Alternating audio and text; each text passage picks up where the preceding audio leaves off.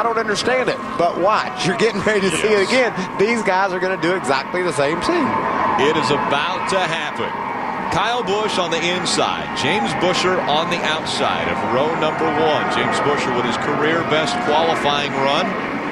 It's the 7th pole for Kyle Busch, the 3rd for Kyle Busch Motorsports, which was formed in the offseason, and this is his first season of racing under his name as the banner that is over the shop now. We'll see if Kyle Busch can get back into victory lane. He has 1 win this season after a dominant performance in Dover a week ago. He was denied that victory. He's looking to rebound from that performance. We'll see if it happens tonight in Charlotte. The field all in line behind Kyle Busch and James Buescher as they come through the quad oval. Green flag in the air. We're underway.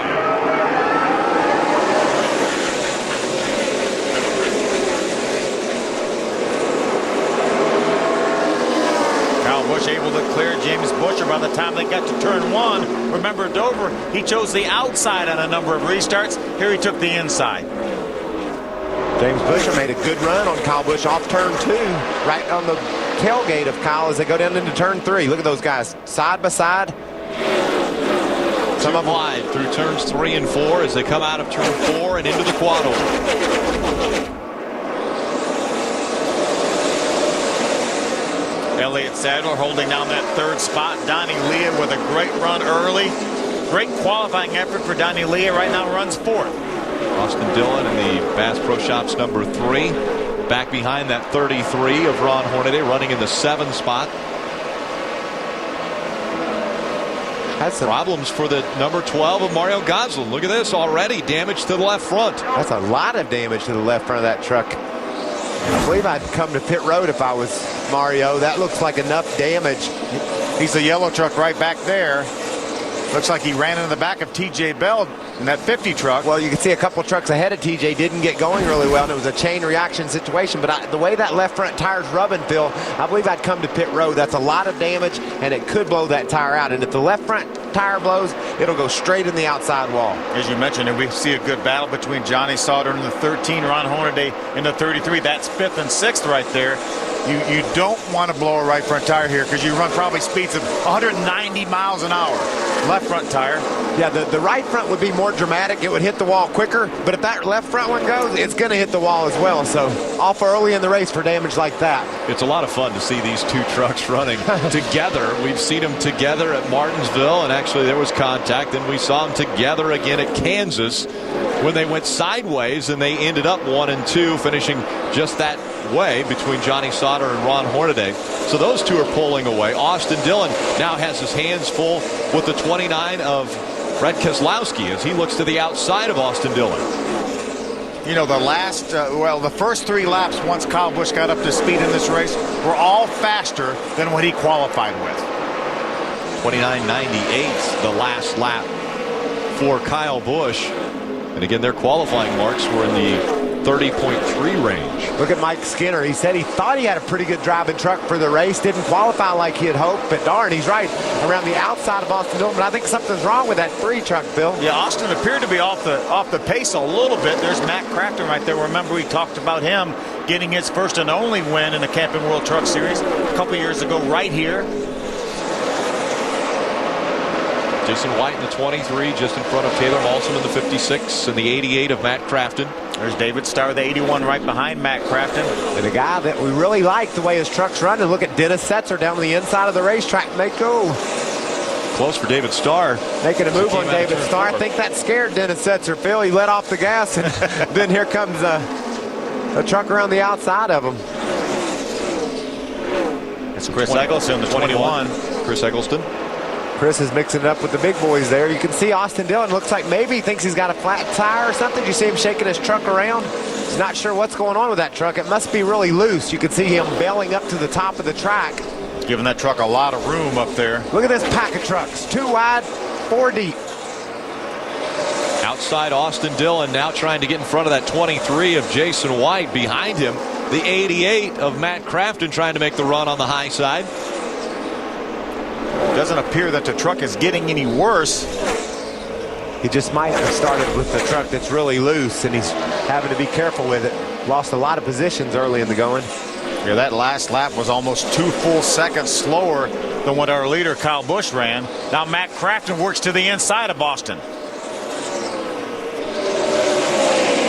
Crafton across the stripe just in front of that 3 of Austin Dillon. Crafton trying to move forward. Crafton's going to clear Austin Dillon. Want to mention the engine builders for that 88 truck as well as the 13. Oh, problems. Austin Dillon into the wall he goes. Right behind him was the 81 of David Starr. Yeah, I think down here. We cut or broke some, Danny, on the right front here, it looks like. I think it looked like that maybe David Starr got in the back of him. He didn't have the momentum. Try to get slowed down, still coming in. Yeah, he didn't have the momentum off turn 2 that I think David Starr thought he did. Maybe hooked the back of him. We saw these trucks at Daytona. Anytime they tried to bump draft down there. Too loose.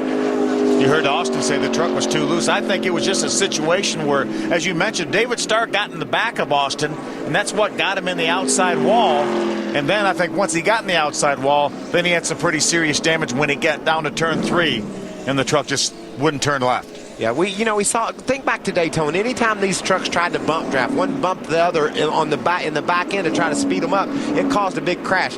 That looked like a Daytona bump drafting incident, but it happened here at Charlotte. And we're running similar speeds to what we are at Daytona. Let's take another look at it here. We come off turn 2. You see the 3 of Austin Dillon right there. Right now the gap is pretty stabilized right here. There's about. Ooh, he got into the outside wall in the straightaway. He definitely did break something. Wow. There was no contact from the 81 of David Starr. Wow, how did that happen? It just shot to the right as we heard his spotter, Andy Houston, said, I think something broke. Looked like from the view we had at first, look there, it looked like maybe Starr hooked the back of him. You can see the trucks. That's exactly what it looked like, but from that other view, there was definitely no contact from the 81 truck into the 3 truck. You have to really wonder what could have possibly caused that truck to veer right like that. He had a problem before that, Phil. He didn't like the truck. He knew something was wrong with it. That's a smart kid. You see him shaking his truck around, trying to figure out what exactly was going on with it. It's unfortunate that he wasn't able to get away with it. Well, there was no way he could get away with that. He knew there was a problem. He was analyzing it, doing a great job keeping the thing out of the wall. And there goes the left front on Mario Gosselin. We knew it would blow out. Yeah, he had a lot of damage to the left front, at least sheet metal damage that was rubbing up against that tire, and now that left front tire has blown out. So Mario Gosselin will have to bring the TireMonkey.com number 12 onto pit road to have service done to that vehicle. But Mario is on the lead lap. He stayed on the racetrack, stayed on the lead lap. Our first caution comes out. It's a mechanical failure of some sort with the number 3 for Austin Dillon, sending him into the outside wall. Kyle Busch has put on a clinic the past 2 weeks. We'll see if it continues. Elliott Sadler just behind him. Saturday, NASCAR Race Day powers into Charlotte, where the stars come out and the gloves come off for the NASCAR Sprint All-Star Race on Speed. Jimmy Johnson, Kurt Busch, Denny Hamlin, and defending All-Star winner Tony Stewart join us live. Plus, Kyle Busch, Ryan Newman, Clint Boyer, Kevin Harvick, and David Ruderman battle in the Pennzoil Ultra Victory Challenge.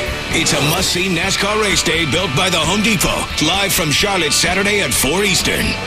Only on Speed. Tomorrow night, the stars come out, the gloves go off for the NASCAR Sprint All-Star Race on Speed. And with $1 million on the line, it's checkers or wreckers. Don't miss the NASCAR Sprint All-Star Race Saturday night, 7 Eastern, only on Speed.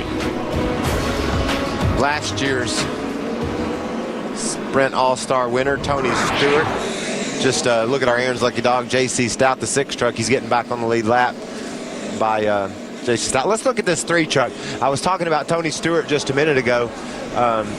He texted me on my Sprint phone and said, looked like the left rear tire was flat to me. And watch, you can see as they come off turn 2, you can't tell it. And from this angle, it's obvious something goes bad wrong. The truck veers into the outside wall. But watch, Phil, as he goes down the back straightaway, you can see that left rear tire is flat. And as it went low, that would just veer the truck into the outside wall. So good eye, Smoke. Yeah, that's exactly what happened. And that left rear tire was not caused to go flat by the truck hitting the wall. That's what caused the truck to hit the wall. That's exactly right. He blew out the tire. That just veered it into the outside wall, and that's all she wrote for the 3 truck of Austin Dillon. Ray Dunlap. Well, Rick, down on my end of pit road, a couple of trucks coming in for service. Dennis Setzer in truck number 92 came to the pit road on lap number